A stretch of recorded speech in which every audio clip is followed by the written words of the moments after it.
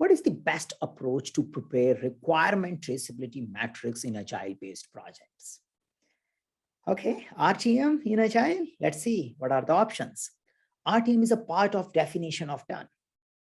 Okay, RTM is prepared in a retrospective meeting. RTM is usually not needed. Product owner prepares RTM.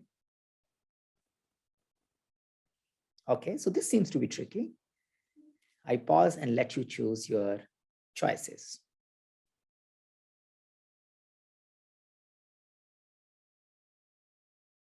Okay, this time I go directly with my answer first, and then only I talk about something else. And rather than I just talk about my option, which I believe is the right option in such kind of context. So the idea of requirement traceability matrix is primarily to ensure that we have tracking of all the requirements which are given to us at an end-to-end level. Yeah. Now, since we are working in a small incremental way, and we are always collaborating with the stakeholder, we may not need to create, I am using may not need to create a separate requirement traceability matrix to ensure that we are meeting the requirement which we agreed before.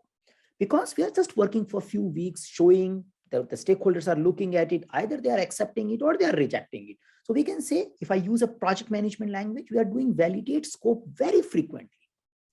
And since the validate scope is happening very frequently, which means the requirements and the working deliverables are getting matched and validated very frequently, we may not need a separate document to track that thing, because the running software can help us in doing it. Having said that, there could be some cases where the compliance needs are there, where you need to submit such kind of traceability, at least for portion of your requirement. You might end up preparing a requirement traceability matrix. So that's why it is not clear no or yes, and that's why I pick up option C.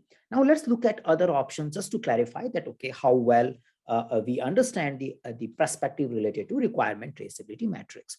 So RTM is a part of definition of done. Not necessarily it's a part of definition of done. You may not have to maintain a matrix as a part of definition of done. So definition of done is definition of done, and requirement traceability matrix is RTM. Yeah. When needed, you need to prepare it separately. It can't be a part of definition of done.